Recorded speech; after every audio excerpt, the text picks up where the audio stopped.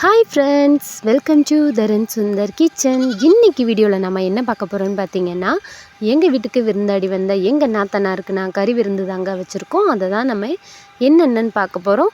நம்ம சேனலுக்கு புதுசாக வந்திருக்கவங்க சப்ஸ்கிரைப் பண்ணலைன்னா ப்ளீஸ் சப்ஸ்கிரைப் பண்ணி ஆளுங்கிற பெல் பட்டன் கிளிக் பண்ணிக்கோங்க.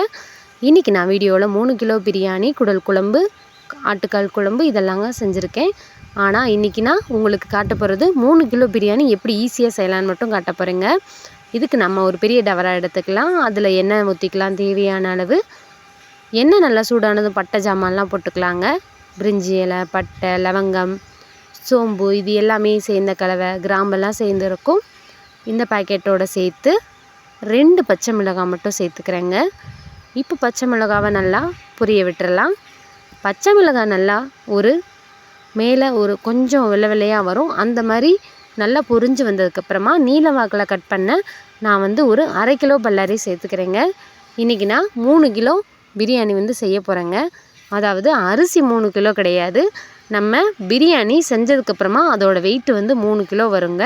அதை தாங்க நான் 3 கிலோ பிரியாணின்னு சொல்கிறேன். இதுக்கு நாம் நீல வாக்கில் கட் பண்ண வெங்காயத்தை நல்லா பொன்னிறமாங்க வதக்கி விட்டுறலாம். வெங்காயம் நல்லா பொன்னிறமாக வதங்கினதும் அதோட நாம் தக்காளி சேர்த்துக்கலாங்க. எனக்கு கொஞ்சம் புதினா இலை கிடைக்கல, கடையில் கெட்டதுக்கு தீர்ந்து போயிடுச்சின்னு சொல்லிட்டாங்க. அதனால் நான் புதினா இலை மட்டும் ஸ்கிப் பண்ணிக்கிட்டேன். நீங்கள் சேர்த்துக்கோங்க. இப்போது வெங்காயம் நல்லா வதங்கினதும் நாம் தக்காளி சேர்த்துக்கலாங்க. நிறைய பேர் நல்லா ப்ரௌனாக மொறுன்னு வர அளவுக்கு வதக்கி விடுவாங்க. நான் அந்த அளவுக்கு வதக்கலைங்க. நார்மலாக ஒரு பிங்க்னஸ் வர வரைக்கும் மட்டும் வதக்கியிருக்கேன். அதுக்கு ரொம்ப டைம் எடுக்குமேன்னு நீங்கள் முடிஞ்சால் நல்லா மொறுன்னு வர அளவுக்கு கூட பொரிச்சு கூட தனியாக எண்ணெயில் பொரிச்சு கூட சேர்த்துக்கோங்க, டைம் எடுக்கும்னு நினச்சிங்கன்னா. இப்போ வெங்காயம் நல்லா வதங்கினதும் தக்காளியை சேர்த்துக்கிட்டேங்க. நம்ம தக்காளி எந்த குழம்பாக இருந்தாலும் சரி, தக்காளி வதக்கிறதுக்கு முன்னாடி கொஞ்சமாக உப்பு சேர்த்திங்கன்னு வச்சுக்கோங்களேன், தக்காளி சீக்கிரமே வெந்துருங்க. இப்போ நாம் தக்காளி வேகிறதுக்கு உப்பு சேர்த்துக்கலாம். உப்பு சேர்த்துட்டு நீங்கள் வதக்கும்போது 2 நிமிஷம் வேகிற தக்காளி 30-40 செகண்ட்லேயே நல்லா வெந்துருங்க. உப்பு பிடிச்சி நல்லா சதையெல்லாம் வெந்து வந்துடும். இப்போ தக்காளி நல்லா வதக்கி விட்டாச்சுங்க. தக்காளி வதக்குனதும் இதோட நாம் நல்லா வாஷ் பண்ணி வச்ச 1 கிலோ சிக்கன் சேர்த்துக்கலாங்க. 1 கிலோ சிக்கனுக்கு நான் இன்றைக்கி 600 கிராம் அரிசி எடுத்திருக்கேங்க. 600லேருந்து 650 கிராம், அதாவது 3/4 கிலோ அரிசி எடுத்திருக்கேன். நீங்கள் 1க்கு 1 கூட சேர்த்துக்கலாம். அதாவது 1 கிலோவுக்கு 1 கிலோ அரிசி கூட நீங்கள் எடுத்துக்கலாம். நான் வீட்டில் கொஞ்சம் பேர் தான் இருக்கிறதுனால 3/4 கிலோ அரிசிக்கு 1 கிலோ சிக்கன் சேர்த்துக்கிறேங்க. சிக்கனை நல்லா வாஷ் பண்ணிவிட்டு வெங்காயம் தக்காளி வெந்ததுக்கப்புறமா சேர்த்துக்கோங்க. சிக்கனுக்கு நாம் இஞ்சி பூண்டு சேர்த்து அதுக்கப்புறமா வதக்கி விட்டுக்கலாங்க. ஒவ்வொருத்தவங்க வெங்காயம் தக்காளி வதக்குனதுக்கப்புறமா இஞ்சி பூண்டு பேஸ்ட்டு போட்டு அதோட பச்சை வாசனை போனதுக்கப்புறமா அதுக்கப்புறமா தான் சிக்கன் சேர்ப்பாங்க. நான் எப்பயுமே இந்த மெத்தடில் தாங்க பண்ணுவேன். சிக்கன் சேர்த்ததுக்கு அப்புறமா தான் இஞ்சி பூண்டு பேஸ்ட்டு சேர்த்துப்பேன். இப்போது நான் 1 கிலோ சிக்கனை நல்லா வாஷ் பண்ணி வச்சுருக்கேன். இப்போ அதை நம்ம வெங்காயம் தக்காளியோடு சேர்த்துடலாம். எங்கள் அம்மா சொல்லுவாங்க, கறி கழுவ வாசம் வராது, மீன் கழுவ தான் வாசம் வரும்னு. அதாவது நீங்கள் சிக்கனோ மட்டனோ இந்த மாதிரி அசைவம் எடுத்தால் நல்லா கழுவிடணும். அதாவது 1 வாட்டி 2 வாட்டி மட்டும் வாஷ் பண்ணால் போகுதும்.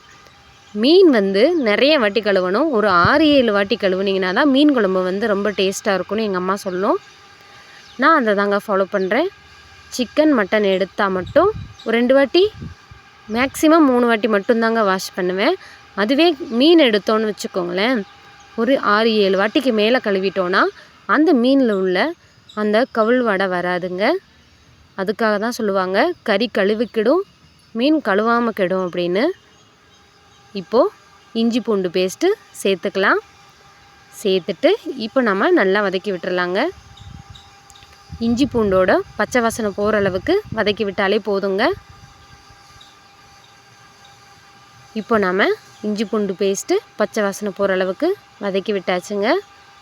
நான் மசாலா அரைச்செல்லாம் வச்சுக்க மாட்டேன். பிரியாணிக்கு கடையில் தான் வாங்கி சேர்த்துக்கிறேன் இது வரைக்கும். இன்னொரு நாள் உங்களுக்கு பிரியாணி மசாலா எப்படி அரைக்கலான்ட்டு நான் அதோட ரெசிபி போடுறேங்க. இன்றைக்கி நான் கடையில் வாங்கின ஆச்சி பிரியாணி மசாலா தாங்க சேர்த்துருக்கேன். ஒரு பாக்கெட் 15 ரூபாயில் விற்கும்ல அந்த ஒரு பாக்கெட் சேர்த்துருக்கேன். 1 கிலோ சிக்கனுக்கு 3/4 கிலோ அரிசிக்கு கரெக்டாக காரம் இருந்துச்சுங்க.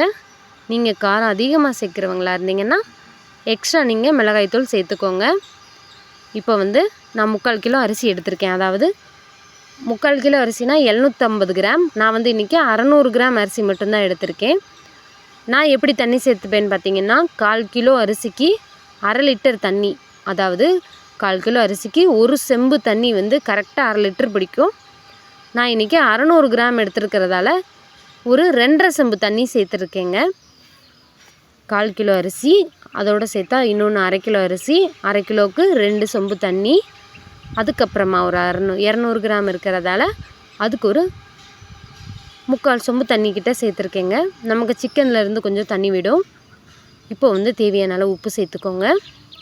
உப்பு சேர்த்துட்டு நாம் இதை வந்து மூடி வைக்கணும். நீங்கள் எப்பயுமே பிரியாணி மசாலாவுக்கு சிக்கனுக்கு தண்ணியெல்லாம் ஊற்றி மசாலா ஊற்றி கொதிக்க விடையில் கொஞ்சம் உப்பு கரிக்கிற மாதிரி கொஞ்சம் காரம் அதிகமாக இருக்கிற மாதிரி இருக்கணுங்க. ஏன்னா நம்ம இது கொதித்ததுக்கப்புறமா அரிசி சேர்ப்போம் இல்லையா, அதில் வந்து அந்த காரம் உப்பு எல்லாமே சரியாக ஈக்குவல் ஆயிருங்க. இப்போ வந்து மூடி வச்சிடலாம். நான் தம் போடுறதுக்கு ரொம்பலாம் கஷ்டப்படவே மாட்டேன், ஈஸியாக செஞ்சுருவேன். இதே மெத்தட் தான் நான் எப்பயுமே ஃபாலோ பண்ணுவேன். இப்போ வந்து அரிசி 600 கிராம் அரிசியை 3/4 மணி நேரம் ஊற வச்சு எடுத்துருக்கேங்க.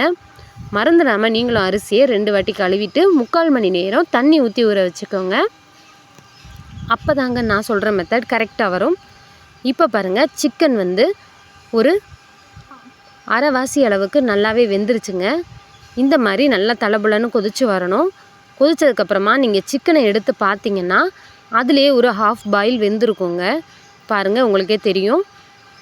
சிக்கன் வந்து ஒரு ஹாஃப் பாயில் வெந்ததுக்கப்புறமா தான் நம்ம அரிசி சேர்த்துக்கணுங்க. இப்போ பார்த்திங்கன்னா நல்லா கொதிச்சிருச்சு. நம்ம எப்படி உலை கொதிக்கையில் சாதத்துக்கு அரிசி போடுவோமோ அதே மாதிரி தாங்க சிக்கன் 3/4 அளவுக்கு வெந்து இந்த மாதிரி நல்லா கொதிக்கும் போது தாங்க நம்ம அரிசி போடணும். இப்போ நான் அரிசியெல்லாம் உங்களுக்கு போட்டுட்டு காட்டுறேன். ஏன்னா ஒரு கையில் கேமரா இருக்குது.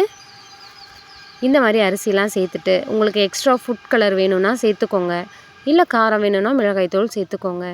நான் வந்து கொஞ்சமாக மட்டும் ஃபுட் கலர் சேர்த்தேங்க. அதாவது கேசரி பவுடர் இருக்கு இல்லையா, அது வந்து ஒரு பிஞ்சு மட்டுமே சேர்த்தேன்.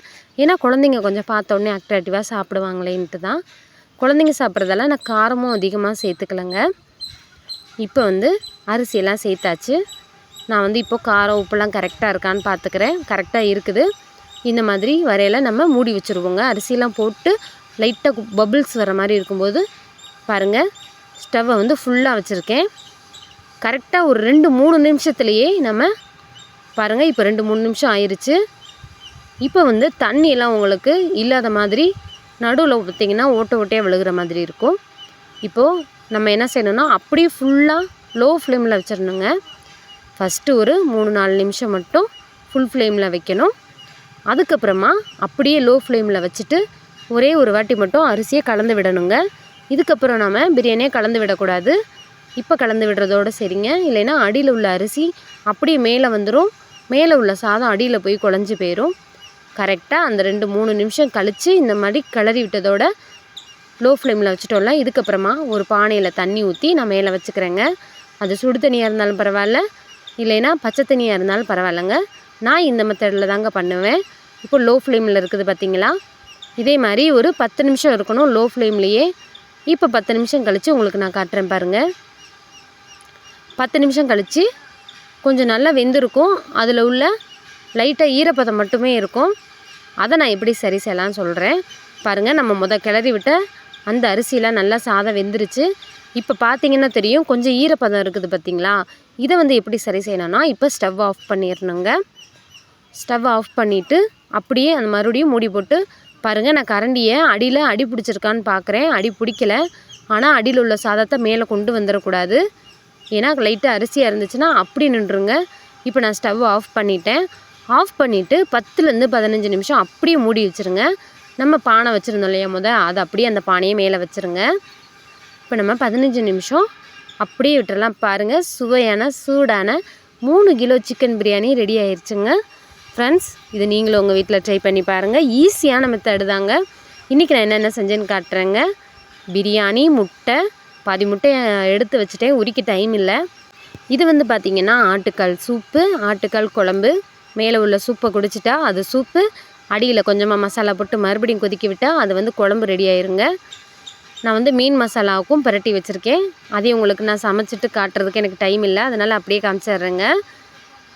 இது வந்து 3 கிலோ மீன், பப்பு மீன். நான் ஆல்ரெடி வீடியோ போட்டிருப்பேன் பப்பு மீன் குழம்பு எப்படி வைக்கிறதுன்னு. பெரிய பெரிய பீசஸாக இருக்கும். ஃப்ரெண்ட்ஸ், இந்த வீடியோ உங்களுக்கு பிடிச்சிருந்தா லைக் பண்ணுங்கள், ஷேர் பண்ணுங்கள், கமெண்ட் பண்ணுங்கள். தேங்க்யூ.